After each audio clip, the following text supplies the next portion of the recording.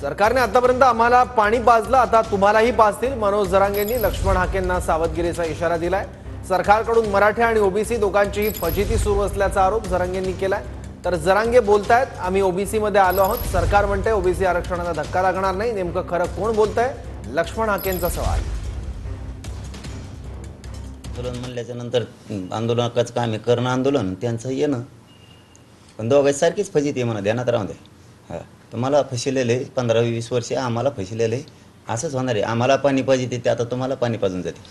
त्यांना कळा नाही. आता ते आंदोलन कशासाठी करते त्यांनाच कळा नाही. आम्हाला विरोध करायसाठी कशाला शक्ती व्हायला घालता? तुमचं एनटी व्हिजेंटीमध्ये आरक्षण तुम्हाला धक्काच लागत नाही, कशाला तुम्ही आमच्या विरोधात येत आहे विनाकारण? देव जरी आला तरी त्यांना धक्का नाही लागत बाबा. विनाकारण तुम्ही भांडणं उकरून घ्यायला लागलात, असं झालंय. पण याच्यात आता सरकारचीच भूमिका महत्वाची. सरकारने सरळ सांगायला पाहिजे, हैदराबादचं गॅजेट आम्हाला लावणं बंधनकारक आहे. कारण मराठा समाज 150-200 वर्षापूर्वीपासून आरक्षणात आहे, त्यामुळे द्यावंच लागणार आहे.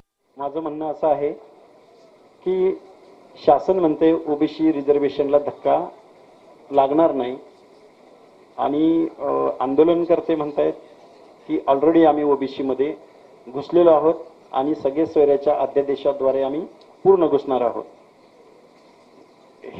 ह्या दोन्ही प्रश्नाचं खरं काय आणि खोटं काय? कारण दोघेही वन टाइम खरं बोलू शकत नाहीत किंवा वन टाइम खोटं बोलू शकत नाहीत. कोणतरी एक जण खोटं बोलतंय किंवा कोणतरी एक जण